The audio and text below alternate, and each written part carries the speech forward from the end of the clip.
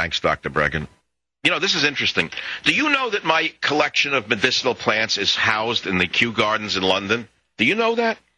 All the years I collected plants looking for cures, I made 7 sets of herbarium specimens, and one was sent to Kew Gardens in London. I visited it once, way back in the 70s or 80s. I don't remember which. Another collection is in the Bishop Museum in Hawaii. Another collection is in the Fiji Museum. I have a whole collection of them, which I just got out of a warehouse. I can't believe this story. I went to a warehouse that I keep here in the Bay Area, and I put my herbarium of these rare plants in there in 1995, and I never went back. So they're sitting in this warehouse in bad storage, unair-conditioned storage, since 1995. I went there and I figured, okay, I'm going to open it up. All the plants are going to be eaten alive. They weren't. I had put mothballs in there. You know, my mother was right. And you can still smell the mothballs from 95 till now. And none of the plants have been eaten up. So the collection is still there. I threw in the mothballs and put it back in storage. It's interesting to me. But the point is that my plant collection is in the Kew Gardens in London. I guess Gordon Brown could go now and purge them out of the Kew Gardens. Gordon Brown maybe could have one of his fascist socialites go into the Kew Gardens and look for my collections and burn them. He could have a plant burning. Because after all, they're fascist plants, aren't they? They were collected by the evil Michael Savage back in the 1960s and 70s in Fiji and Tonga and such, when he was a humble botanist looking for cures from the jungles. They call them rainforests. Now we call them jungles. It doesn't matter what you call them. I actually did the plant collecting. Now, most of the frauds in the environmental business have never actually been in a jungle. They've been in a jungle in their own mind because they think that they're actually Charles Darwin. But they've actually never been in a rainforest, never collected plants, but they think they know more about the environment than I do. They know nothing. Zero. There is no anthropogenic global warming so far as I can tell. Savage kind of lets everything out. You hear the inner man, how he really feels. The Savage Nation. Talk 910 KNEW.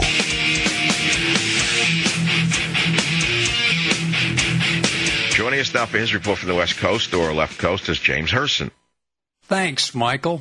You know, it's an incredibly moving saga, the abduction and amazing emancipation of J.C. Lee Dugard, this girl that was held captive for 18 years.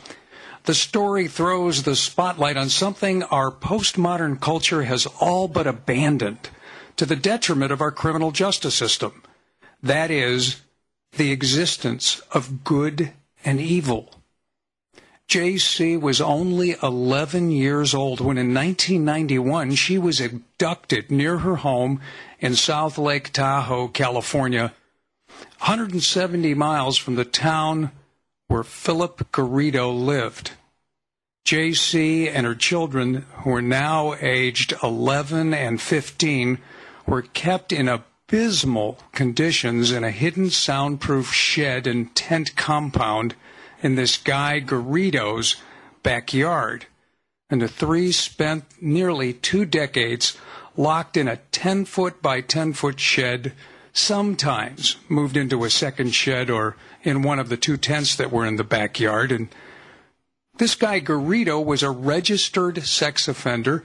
Why? Because of a 1977 conviction on kidnapping and rape of another woman, 25-year-old woman in the same town, South Lake Tahoe, a woman who he held in a small storage facility in Reno.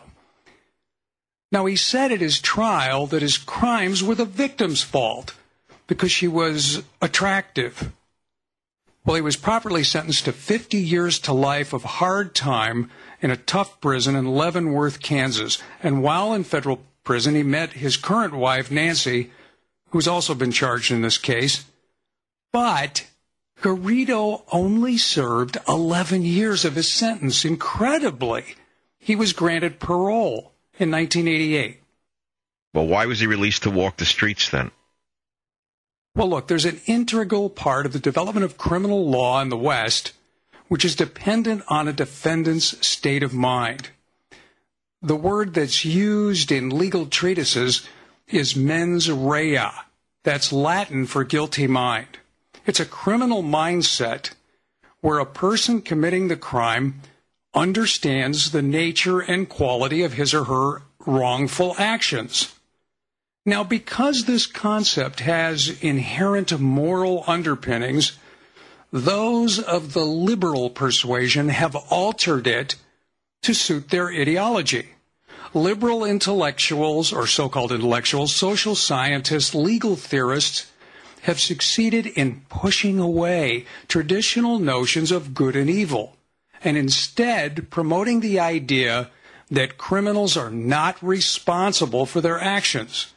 As a result, the so-called discomforts such as guilt and shame have essentially been eliminated and replaced with modernist subjective ethics.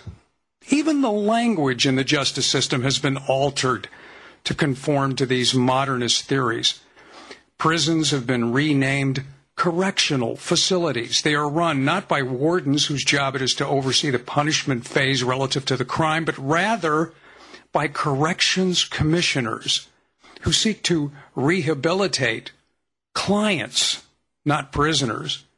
And the reflex reaction of the intelligentsia and many in the mainstream media is to struggle and contort to come up with a way to justify the criminal actions by some explanation other than an evil mental state. So that is, the individual has experienced, a cycle of abuse, developed some sort of feigned diminished capacity, or acquired a Twinkies problem. Garrido blames others for his crimes. His wife's lawyer is already on TV claiming she's a victim. The excuses for evil are more plentiful than ever. But amidst the evil of the Dugard case, we actually find some goodness. Well, what is the bright spot? The bright spot in the otherwise dismal story is found in the actions of an amazing female police officer who used her intuition to initiate the arrest of JC's accused kidnapper. This woman's name is Allie Jacobs. When Garrido walked onto the Berkeley campus, and I know you remember that campus, Michael, Jacobs, this police officer, questioned him because he had these young girls with him. He claimed they were his daughters. But Jacobs questioned the girls, and she wasn't comfortable with the answers. She said the girls had a weird look in their eyes. They were acting like brainwashed zombies. Jacobs said she was responding to the situation from a mother's standpoint. So she immediately called Garrido's parole officer, mentioned the daughters. The officer told her, "This guy doesn't have children." Well, a few hours later, Garrido and his wife were in police custody.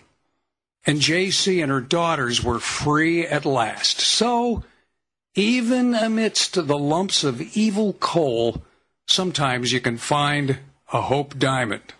And that's what it's like on the radio. Thanks, Michael, for providing a diamond of free expression on the air. Back to you, my friend. Hey, thanks for the report, James. Okay, moving on. Sacramento, Tony, welcome to the Savage Nation. Michael, greetings from all of your fans born in 1981. Hey, thank you. Recently I went on a hike way up in the hills there and found a crystal clear, ice-cold lake, and I went swimming in it, and it was one of the most refreshing things I can remember in the past. I wondered if you were a swimmer, and if you... I am. I'm a very good swimmer. I'm a former lifeguard. I haven't saved anybody's life, but I'm a former lifeguard. I'm a very good swimmer to this day. And the question is what, Tony? Do you take advantage lately of the ice-cold, beautiful mountain? You know, you're raising a very interesting point. I've read that immersing yourself in ice-cold water, although it's shocking, is one of the most healthful things you can do. No, I have an aversion to cold water. I don't really like cold water, Tony. Maybe what I need right now is throw myself in San Francisco Bay. I don't mean off the Golden Gate Bridge. I'm saying pull my boat into a cove. It's 58 degrees, the water, though. That's the thing. It's cold. No, go up to a lake up on Mount Lassen and take a dive. What's the water temperature in a lake up there? I don't know, but it was perfect. Probably a little bit warmer than 58 degrees. Okay. Well, I remember there was an area in Alpine Meadows, California, that's stunning. There's an area called Five Lakes. You probably don't know that area. In 1980, I was hiking up there a lot with family when the kids were young. I even was able to backpack one of my children on my back all the way to the top of the lake. You get up there in August, there's still snow on the ground, which to me is miraculously beautiful. And the lake, the ice is finally melted out in late August. The water is like ice water, you know what I mean, Tony? And at that time, Mrs. S swam in that lake. I couldn't even put a toe in it. Some people have a capacity for cold water. I don't have it. You should try again. Yeah, you mean maybe it'll snap me out of my malaise? It might do something for you. Yeah, it could give me a heart attack altogether. Or either way, it's better off than what I have now. Oh, God, I shouldn't get... Thank you for the... No, you got to be careful. I don't believe in shocking the system. I have my own exercise regimen. It consists in watching 5 to 6 hours of television after... No. I bicycle every day. I really do. I don't mean... You see, this is... I'm going to talk about exercise. Am I at a break point here or what? Where am I?